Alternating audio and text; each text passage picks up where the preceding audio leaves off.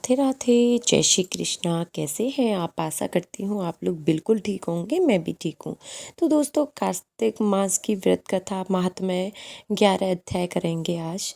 तो चलिए, हमने कहाँ पर छोड़ा था यहाँ से शुरू करते हैं। तो 11वें अध्याय में जलंधर से शुरू हो जाता है।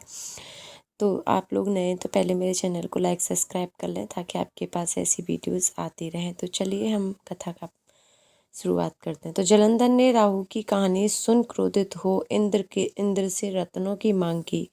असफल वार्ता के बाद जलंधर ने देवता पर आक्रमण किया। शुक्राचार्य की मृत संजीवनी विद्या युद्ध में निर्णायक साबित हुई। यहाँ श्री नारद जी बोले, जिन दैत्यों का पहले देवताओं ने अपराजित कर दिया था और वे पाताल में रहते थे, वे सब राजा जलंधर का आश्रय पाकर पृथ्वी पर निर्भर होकर विरचने लगे। किसी समय राहु का कटा हुआ सिर देखकर जलंधर ने गुरु शुक्राचार्य से उनके सिर के कटने का कारण पूछा। शुक्राचार्य ने देवता के द्वारा समुद्र मंथन, उनके रत्नों को देवता द्वारा छीन लेना तथा दैत्यों की आदर युक्त हार का वर्णन सुनाया।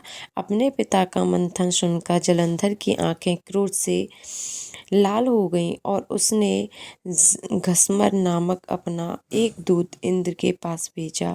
घसमर स्वर्ग में जाकर देव सभा में पहुंचकर अद्भुत वचन कहने लगा।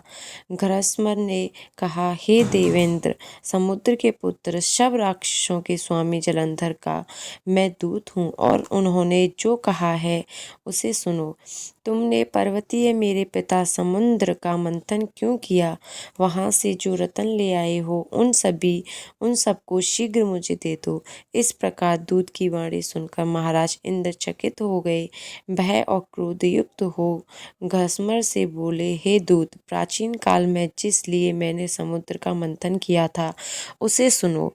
मुझसे भयभीत पर्वतों में समुद्र ने अपने उदर में छिपा लिया और प्राचीन काल में मेरे शत्रु दैत्यों की रक्षा की थी।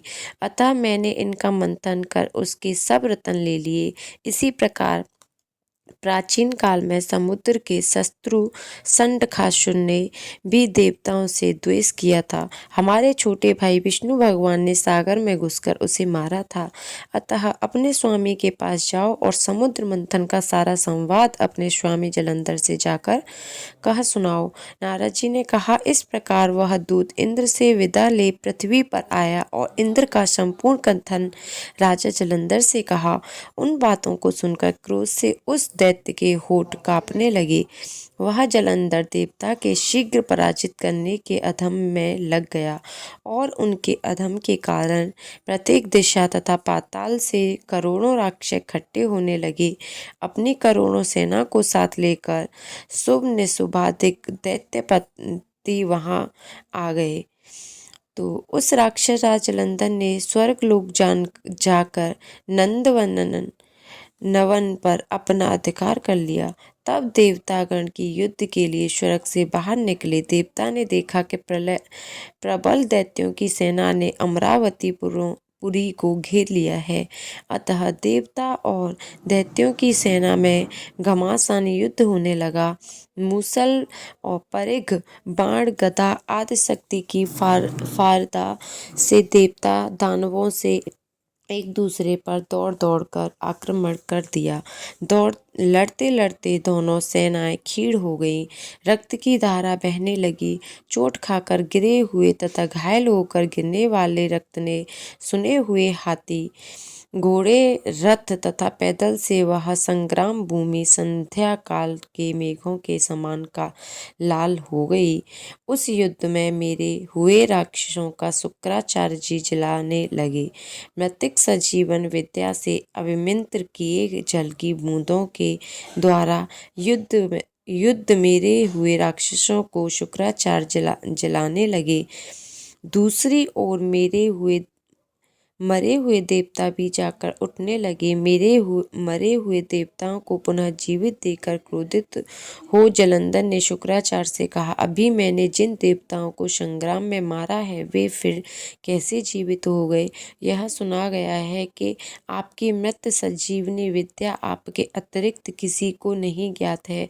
शुक्राचार्य ने कहा, देवताओं के आचार्य बृहस्पति द्रोणाचल से दिव्यास्त्रों को लाकर देवताओं को जलाते हैं, अतः तुम द्रोणाचल को हर लो। नारद जी ने कहा।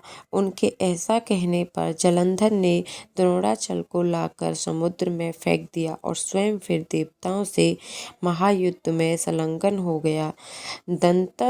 तदनंतर देवताओं को मृतक देखकर बृहस्पति जी द्रोणाचल पर गए, किंतु वहां पर द्रोणाचल को उन्होंने नहीं देखा। दैत्य जालंधर द्वारा द्रोणाचल कथाएं आपके साथ अध्याय करके डाल रही हूँ ताकि आप लोग रोज सुन सकें। तो आशा करती हूँ आपको ये वीडियो पसंद आई होगी। राधे राधे, जय श्री कृष्णा। मिलते हैं आपसे अगली वीडियो में।